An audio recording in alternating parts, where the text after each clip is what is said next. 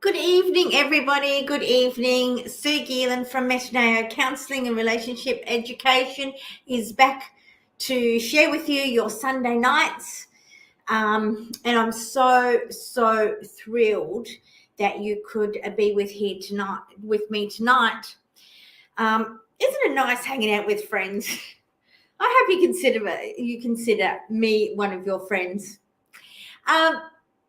So, what are we going to be sort of talking about tonight? All right. So, for the last 4 weeks, I cannot believe that it's been 4 weeks already. Right. That is just insane. So, for the last 4 weeks, we've really looked or explored the idea of having that strong sense of me, because if you remember that my education program, the Loving We program, answers or kind of explores this statement that in order to have an amazing we, you must have a strong sense of me. And so for the last 4 weeks, we've been looking at the me and how to have that strong sense of me. And going forward for the next few lives on Sunday nights, we'll be looking at the we. What does it mean to really be in a relationship? And what does it mean to really sort of connect with one another over a lifetime? And that is what I mean by the title of this sort of series, The Art of Thriving Together. So yeah, buckle up and I hope you enjoy this evening. Right. So we're talking about what love is, okay? And if you don't know, I've been married to David for 36 plus years, and we met at college, okay? And it's quite a funny story that is that the first time I met him, we were doing a scuba diving course, and I was paired up with him as my buddy breathing partner in the swimming pool. So my first meeting with him is that we were sharing regulators and learning how to do that sort of safely and so forth. So that was my first introduction to David, is that we were sharing regulators in the swimming pool. So kind of why did David and I connect? Well, later on, it happened to be a Friday night, and a friend of mine and David and we decided to go for a walk just down College Drive. So we went for this walk, and look, I experienced this. That's something in the belly that kind of was so powerful, that powerful urge that I just wanted to crawl into his arms and just spend the rest of my life just in his arms. And it was sort of like, it was weird. I had never experienced that before in my life, either before or since. It was just this incredible sort of urge. And I suppose over the time and talking with other people and so forth, I think this is what I call the miracle of love, and we just don't understand it. But it's like when we come in contact with our potential life partner, we have this body thing that happens that makes us sort of, sit up and pay attention. It kind of gives us the courage to maybe exchange contact details, maybe ask the person on a date to get to know them and see where the relationship takes us. But it's really interesting in the fact that this body thing doesn't happen with everyone. There are so many sort of single people out there, and that should tell you something, that you two had it when you first met. You two had it together. And that should tell you something, that you were meant to be together. It's almost as if the universe had put a lot of work into getting you two together. And I remember a client of mine would talk to, who was here.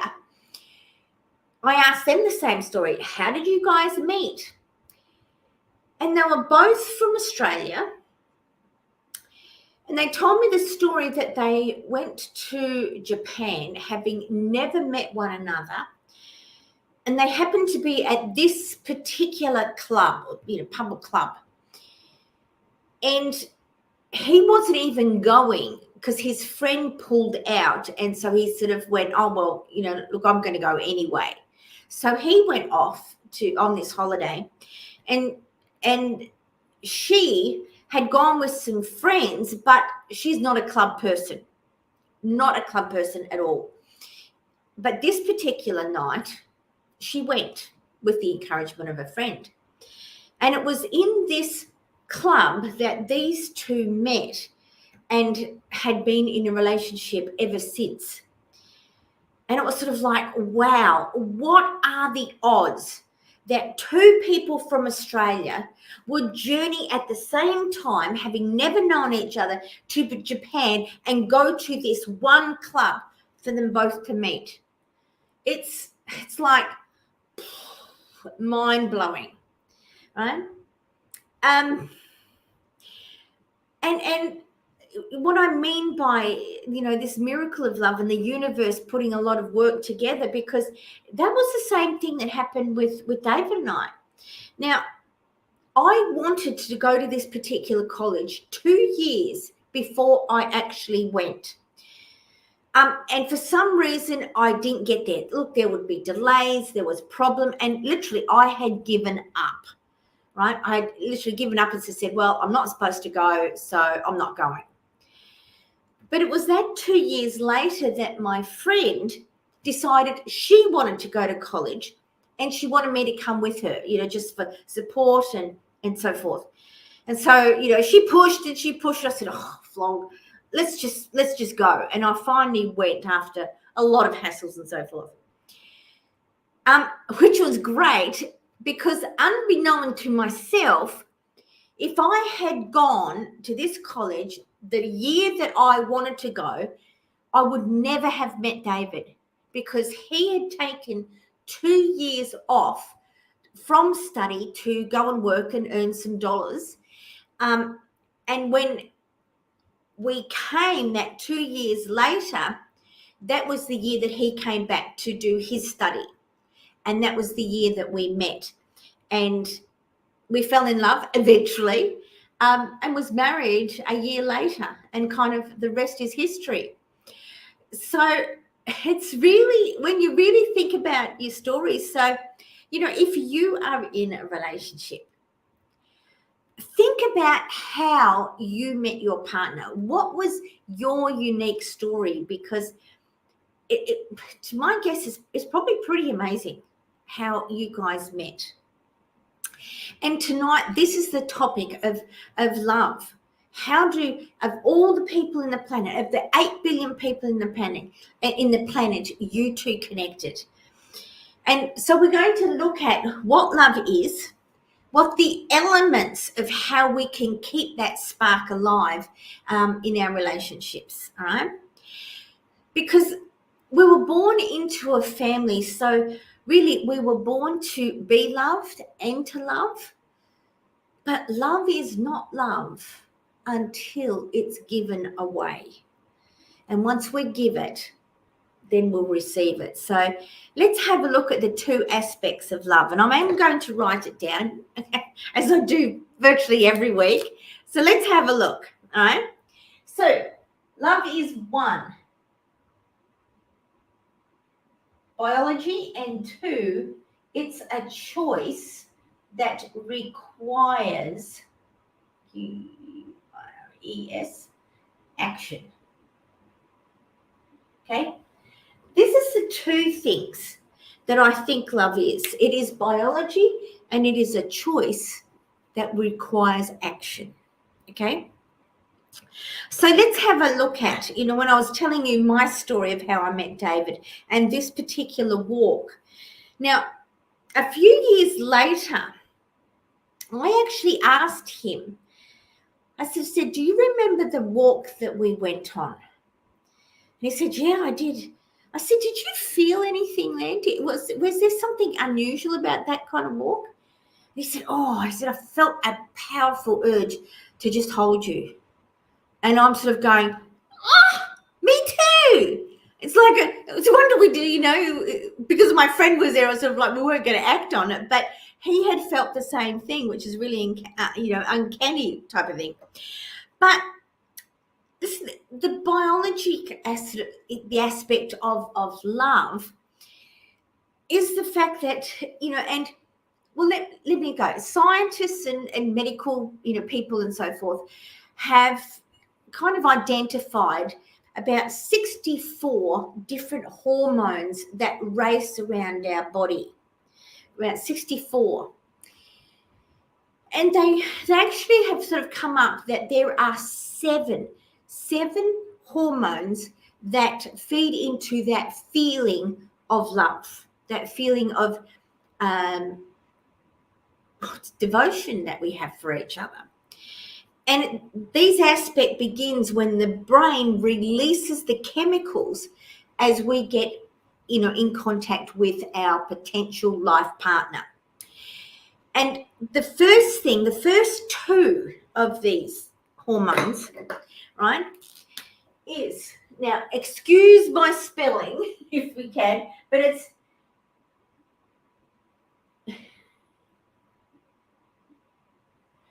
testosterone and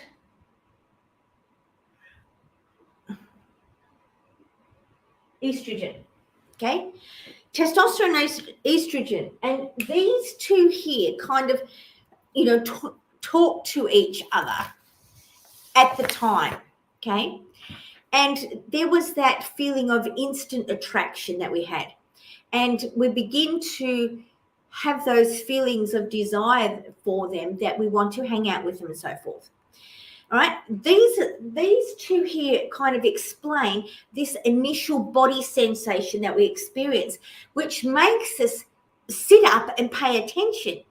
It also gives us the courage to approach that person, to perhaps give, those contact details. And most likely, we don't even know them. They could be a stranger that we've never met before, but for some reason, for us girls who wouldn't normally hand over our contact details to strangers, for some reason, we do, right? We do. And that's really, really kind of uncanny, because that's what gives us, I suppose, the start of getting you two together. Okay. Now, so this was the initial attraction, but we don't love one another because we don't know each other. And that's when the second part, as the relationships develop, that's when we begin to fall in love. But it's very stressful at this time,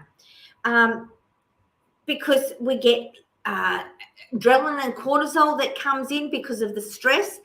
And when we're in the vicinity of our new person or new love, you may start to sweat, your heart rate increases, you may experience a dry mouth, right? If you can remember back, does this sound familiar?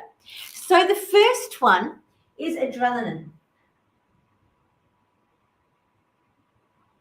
Okay, and adrenaline. All right, and so it can be very stressful because we have no idea, will they like me, will they not? But once we sort of end up going out on a date, and it went really well and so forth, then we get dopamine. Okay, dopamine that comes into the system. And this is your desire and reward. And couples experience an increased rush of pleasure. I call it like the warm fuzzies. And the couple experiences an increase in energy level. They perhaps need less sleep and food even. And their attention is focused on each other. Even delighting in the smallest details that we have. All right? So these are the two here, right? Adrenaline and the dopamine. Now, the third one on this line is considered probably one of the most important of the hormones. And let me ask you a question. Throughout the day, how many times would the thought of your partner pop into your head? My guess is like hundreds. It's almost every other day. They'll just pop in and then pop out, and pop in and pop out. This is due to serotonin, right? And because serotonin means that your loved one, your partner, is front and center of your thoughts, right? And then obviously with all these chemicals racing around our bodies, sometimes we may, in that honeymoon type stage, kind of idolize our partner. We may magnify their values, explain away their flaws, and feel that we have a relationship that is closer and more special than anyone has ever experienced.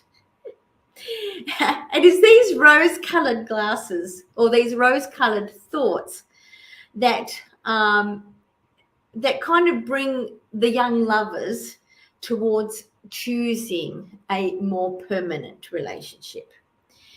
And when we choose to have that permanent relationship, now the other two comes in. One is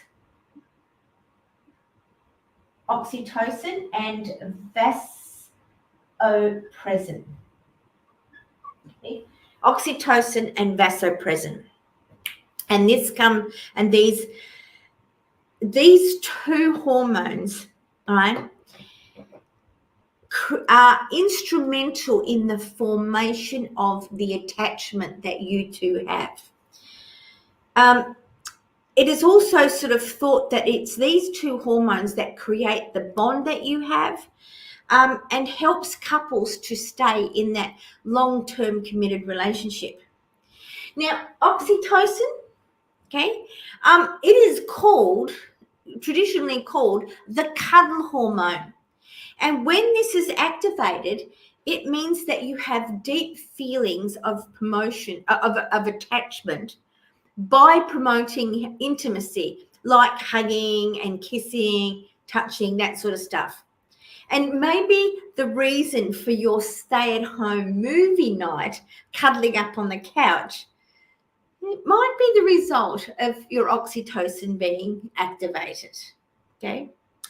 Now, vasopressin is also, its sole role is to strengthen the bond that you have between the two of you.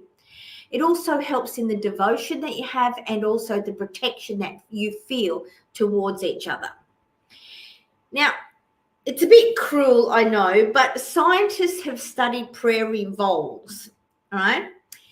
And, like us, they actually form stable bond pairs. So they mate for life, really. And this is what, I'm going to show you, this is what a prairie vole looks like. Can you sort of see that? Yeah, in the chat, if you can see it, that'd be great. That's a prairie vole, and the scientists gave them the males a drug that suppressed the effects of vasopressin. And what they observed was that the bond between the pair started to deteriorate. The males lost devotion to their partners, so when they were going out foraging for food, before that devotion would bring the food back to their partner. But now he would eat it and don't worry about her. And also they failed, or he failed to protect their partner when other males were kind of sniffing around. So here's these amazing hormones, and it then becomes, well, let me put these in a simpler form.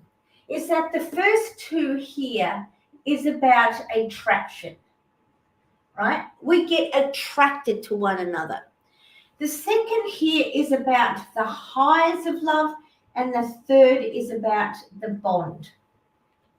Okay, so when you first get into a relationship, obviously there is that attraction. Then we experience the highs of love, and then when we have these bottom two, we get a deeper, stronger bond. And then what happens? Well, we fall in love again, back in attraction. So we get re-attracted, and then we experience the highs, and then we sort of get deeper. So over time, this here just keeps repeating itself and getting deeper and deeper and stronger, as you go along. Okay.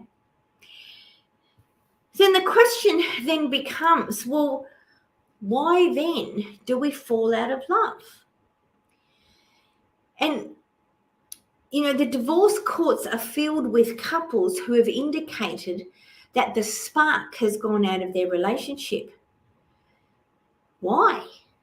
When we've got these amazing hormones to bring, because this here is the spark. If you've got these hormones racing around, all right, this is the spark. Well, I think I have an answer, right? And it's a theory. Now, again, I disclaimer, I have no evidence of this, evidence for this theory. It's just a theory. And it started with hubby, with David.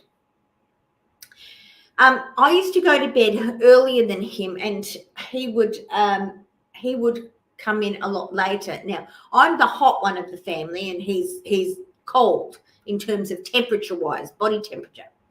So he would come up, and as he got into bed, he would come and cuddle me like in a spoon type position, and he kept saying this statement.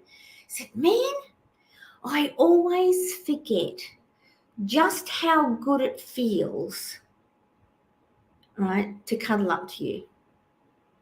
And that is my theory. I think that nature has given us the ability to forget just how good it feels for that touch to happen all the time. Because if we have, I don't know whether you've experienced it, as a kid or something like this, you sort of said a word like, mother, mother, mother, mother, mother, mother, mother, mother, mother, mother, and you kept saying it until you get to a point of going, I don't even know what the word means anymore. And it's actually called semantic saturation. And if we remembered each and every time that, we made love or we hugged or kissed or something like this, then we'll get to a point of going, you know what? Ugh, this is boring. This is done. But I think that nature, having given us the ability to forget, means that every time we sort of kiss or hold hands or, make love, it's almost like the first, or if not the first, the second or the third time, simply because we forget how good it feels. And a lot of times that's why the spark goes, because if we are distracted by work and kids even, and just life getting in the way, then we'll forget to touch because we've got these distractions. And every time we forget, it could be a month before we sort of say, oh, when was the last time we kissed? Or it could be, even further, 6 months, 12 months that we haven't touched. Okay? And then my guess is that that's usually the start of a couple going down a relationship pathway that is dysfunctional, because we forget, we just don't do it, and it doesn't become kind of important to us. But in saying that, it's really important. It's vital that we sort of keep that up. But this is good news in the fact that the deadening of the spark doesn't mean the end of your relationship. It doesn't mean that. it could be natural for relationships to go through a period of, ups and downs where we may become overly comfortable and complacent, but when we start feeding back into this, the spark will come alive again, because these hormones will be reactivated. And this is if we're distracted, then we're not using the 4 T's to feed into love. We stop spending time, we stop talking, touching, and we stop becoming a team. And, rather use this aloud, that if we do, or if we've stopped, rather let's see this lack of spark as a sign to sit up and pay attention, right? That we've got to focus more into it. Okay, guys, is this making sense? Right? Now, here's some signs, perhaps, that the spark may have gone out of your relationship. Right? So let's have a look at some. So we're not making time for each other. Okay, that's one of the T's, time. Maybe we find too many excuses to not prioritize our relationships, which means that you and your partner are spending less time with each other, and you've probably shuffled your priority list, that your partner is now not even is out the picture, not even in it yet. Okay, maybe we're stuck in a routine. We're in a place of comfort, doing the same things, and I call that mouse on a wheel. Life is familiar. Family life demands this. But sometimes our relationships needs variety, needs chance, needs sufficient uncertainty to create dissonance. And when we have that sort of uncertainty, that the surprise, then these can start coming back. Maybe there is a lack of sexual desire, passion is, longing is lacking. In fact, sometimes it might feel that your sex life has wilted so much that it feels like winter is out there. Maybe you feel like you're not attracted to them like you used to be. That, as you two lovebirds now, who used to go on dates before, now don't go on dates. Because dates do matter. Even if we've got kids, being able to spend a couple of hours once a week or once a fortnight, on a date, going out to dinner, going out to the movies, going for a walk, whatever it is, that you two don't hold each other's hands. Those gentle, sweet touches have gone. Maybe there is lack of curiosity about our partners and a relationship. Maybe a sense of apathy and disinterest has sort of come creeping in, resulting perhaps in less or no communication about your feelings. Maybe we criticize each other on every little thing. Maybe there is a lack of playfulness. I usually sort of say that relationships, when we're done right, should be fun and therefore should be enjoyable. And maybe we have stopped having fun with our partners. Okay? We've stopped. Maybe the two of you are taking each other for granted. You don't make any effort to make each other happy. Instead, maybe the idea of having fun with your friends is a more attractive prospect than having fun with your partner. Maybe we're not arguing. Arguing can be a sign that we care. Not heated, toxic sort of things, but being able to disagree. Because maybe we've stopped sharing and we've just given up. Now, I want to, share a poem by R.T. Karuna. And I really like this, so I am going to read it. So here it is. It says, "My silence means I'm tired of fighting, and now there is nothing left to fight for. My silence means I'm tired of explaining my feelings to you, and now I don't have the energy to explain them anymore. My silence means I have adapted to the changes in my life, and I don't want to complain. My silence means I am on a self-healing journey, and I'm trying to forget everything I ever wanted from you. My silence means I'm just trying to move on gracefully with all my dignity. Guys, that's really sad, right? And this is sometimes why our silence is way more dangerous, way more hurtful, because oftentimes we've just given up.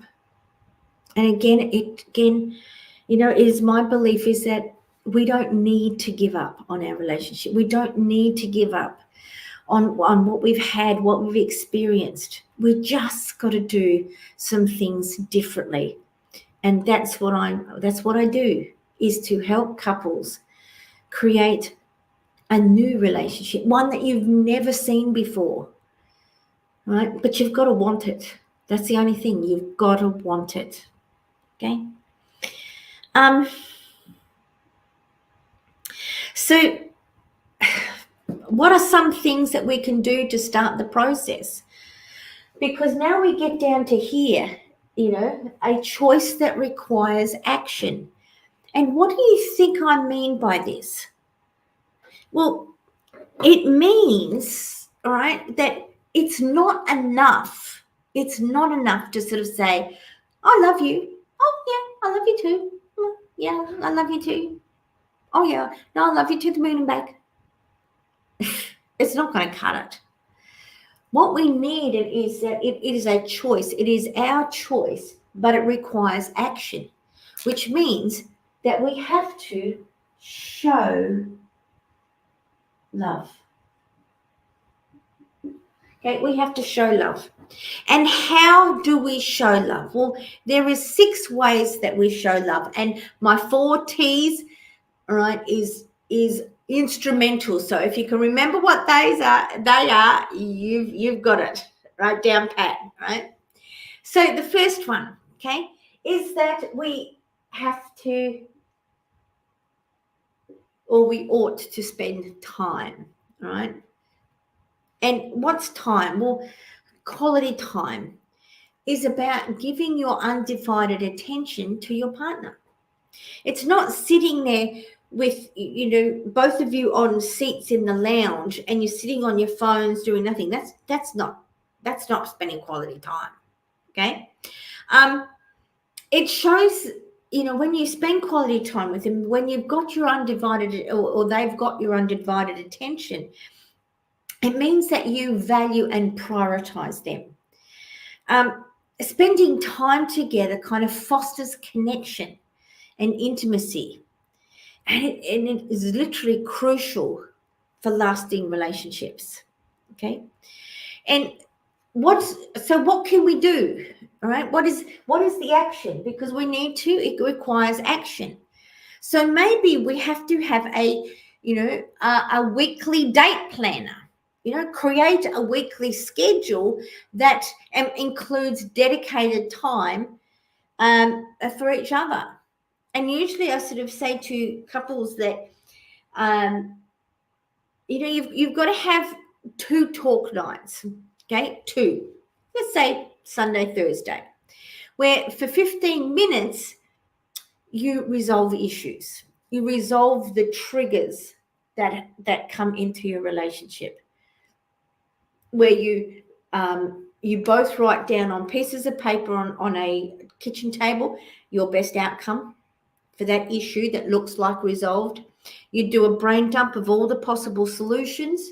You bring the 2 pages together, and together you come up with a plan of action that you both agree with. That's your 2 talk nights. Okay. The other 5 nights, it could be only an hour, half an hour to an hour. after the night routine and before you go to bed, is to do something together. It could be puzzles. It could be watching a movie or a TV show that you both enjoy. It could be, reading a book together. It could be, I don't know, like anything that you enjoy. To just have that time where you can just let the stresses of the day just calm down and just hang out with each other for that, that half an hour to an hour at night time. The next one is what we say, okay? And what we say kind of matters. Because to be able to affirm our partners is a powerful expression of love. All right, to actually appreciate who they are, what they bring to your life, right? And just saying thank you. And I'm grateful that you would share your life with me. They can provide reassurance and make our partners feel appreciated, which can obviously strengthen the bonds and also build trust. And so how do we, I suppose, do this? What we say is maybe there is some, you could probably get it on the internet, but, maybe templates for writing little love notes to each other or text messages to sort of say, hey, I saw this meme and I sort of thought it would tickle your fancy or something like this. Or, a little love note that sort of says, hey, I really appreciate you,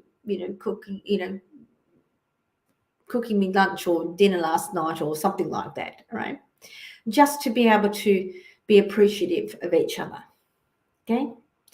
The next one is obviously touch, and I've talked a lot about that with biology, all right? Is touch, physical touch is a powerful way to convey love and affection, okay? Again, it releases the oxytocin here, which is really good. And it strengthens your emotional bond. Touch can communicate comfort, security, and love without words. Right? It's just as long as it's respectful. And one of the things is, look, hug. Even if you have to put an alarm clock on.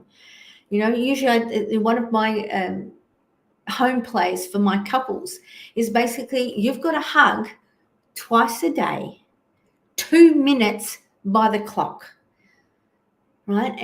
And put the alarm clock on for the times that you both sort of you've both agreed to, that you go away from everything else and just crawl into each other's arms with the head on the shoulder, close your eyes and just breathe. Breathe in for 4, out for 8. In for 4, out for 8. And just allow the world to just get out of your circle so that you can just be present. So hug. At least, if it's not 2 minutes, at least 30 minutes every day. And it's not in the bed, it's standing up. All right. Maybe holding hands while we're watching TV or walking or in the car with your hand on their thigh. Touch is powerful and fun. Okay. The third one, okay, is what we do. Okay. What we do. And what we do is we show love through helpful actions. Now, David is a big one for filtered coffee in the morning. He would probably have about 3 cups. And so one of the things, and I don't drink a lot of milk, so one of the things that I sort of do if I notice is that I'll go and pick him up a bottle of milk so that he can have his coffee in the morning. Now, I suppose it's no skin off my nose, but it's sort of saying, hey, I'm noticing that you're out of coffee and I want you to have coffee. All right. it doesn't need to be expensive, but it's just, helpful actions. And I think tonight I was most surprised because it's my job to fill up the dishwasher, his to empty it.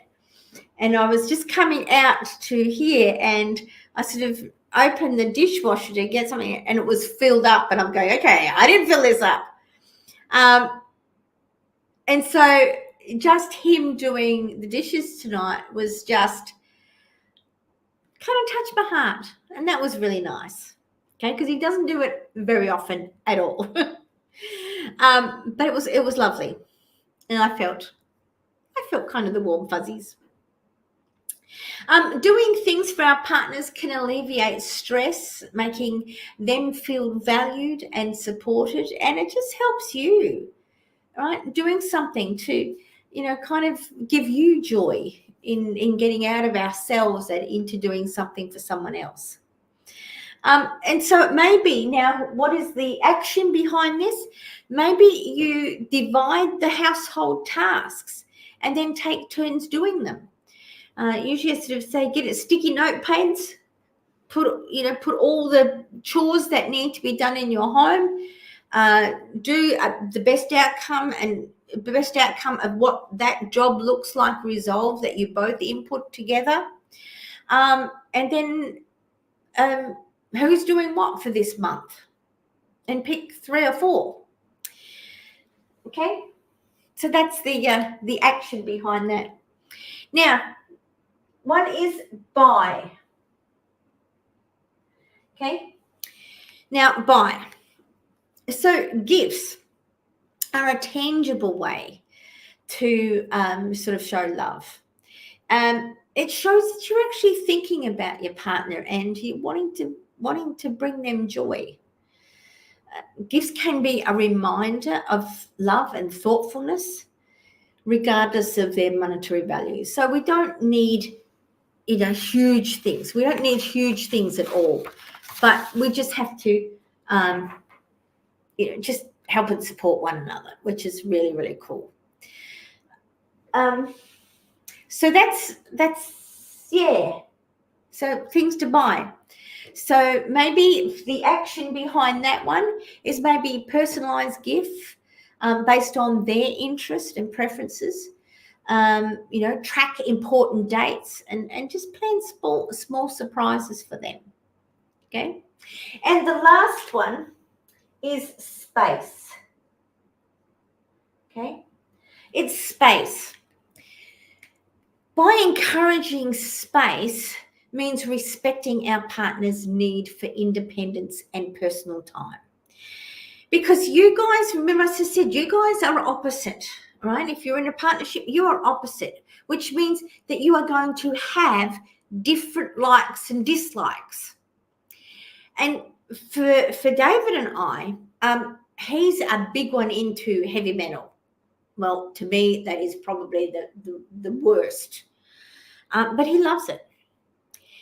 So when there's a particular band that's sort of coming out, he want to go to the concert. And I said, great, go for it. Right? I mean, he would probably love me to come with him, but it's like, yeah, no, it would, I don't know, it would work on my sensibles here, my sensibilities here. So he goes off and has fun, or he goes with a friend of his, and both of them enjoy that sort of time together. And he's doing something that he loves, which is, the heavy metal and so forth. It's like, oh, I couldn't think of anything worse. But because we've got differences and different interests and so forth. And look, let me tell you guys that our partners cannot fulfill every one of your needs.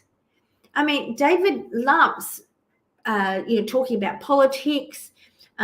He's doing degrees in philosophy. So he talks with his son-in-law about politics. He talks with his daughter about philosophy, because to me, no interest at all. And so if he's wanting me to be interested in the stuff that he's interested, well, that's just not going to happen, right? So you've got to have other people in your life with, similar interests, and, because you have to live your me life, and we've got to be okay with that. And to expect that our partner is going to fulfill all he needs, and it's unrealistic to even expect that, right? So, by encouraging space, it shows trust and understanding. It also can prevent feelings of suffocation and help maintain the individuality within your relationship. Because if you're doing different things and different hobbies and different interests and so forth, then you're not suffocating each other, and you're allowed to still pursue your own dreams and goals and interests, which is great, right? Guys, does this make sense? Okay, does this really make sort of sense? Is that all these things we've got to be able to do. We've got to be able to show love, and for the fact that they're fun, right? If we're doing these, then the spark is going to be with us for all of our lives, right? For all of our lives. And how we can do this is, the action part of this is to plan and respect each other's personal times, agree, discuss and agree on boundaries for personal space and alone time. Right? Guys, have you got any questions and thoughts and ideas about this sort of stuff?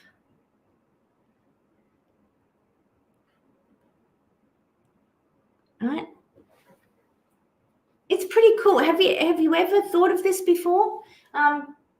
Do you know about this, or am I just sort of speaking to the to the people who know this sort of stuff? But it's really important to really allow that love to grow and develop and to bloom, and it's really quite amazing if we can do that. And sometimes it might be sitting down if we've got, again, we're busy, and I know we're busy. Clients come in here all the time. They are busy people, all right? But we've got to, even if it's 15 minutes, even if it's half an hour, to sort of spend that time together, to start putting in some of these sort of, spaces and so forth, then, we could have the most amazing relationships ever. And again, as I sort of said, it's not, just because you don't have the spark. Look, guys, you didn't love one another when you first met. You didn't. We had the attraction here, the body thing that happens, but you didn't love one another. Okay? It took all these. It took the 4 T's for love to grow and develop and to bloom and grow. And yet when we get busy and we're not feeding into this and we're just living our kind of separate lives, then it will just start to dissipate over time. And if you want to, and this is why I sort of said that, relationships can be saved. We don't need to go down the direction of divorce. It can be saved, but you both have got to want it, to be able to put the work into it. Right? And work, I don't like the word work, but to put the play into it and to have fun. So guys, what do you think? All right. So what is our takeaway for today? Love isn't just an abstract emotion. It's a cocktail of powerful hormones that can be nurtured with intentional action. Activate this with intentional actions. Whether it's a hug, whether it's sharing a memory, whether it's a adrenaline pumping adventure, by understanding the biology of love, we can keep that spark alive. And remember, love is always about a choice. We choose to love someone. And if we choose to love someone, we make the choice. But sometimes, especially when we've been in dysfunction, we've got to allow for those emotions to catch up with those choice. But it's also a delightful dance of chemistry. Okay. So my challenge you to this week, go ahead and give those love hormones a workout. You know, you might find that the spark is still there, just waiting to be reignited. So we have come to the end. We've come to the end, and listen, if you look, guys, if you want any help, okay, I'm just reaching out to you, is that you can fix your relationship. You can save it. You don't need to go down the direction of divorce, but you just need some help to change the patterns of behavior that we've done for a lifetime and to create new, better ones that can help and support one another.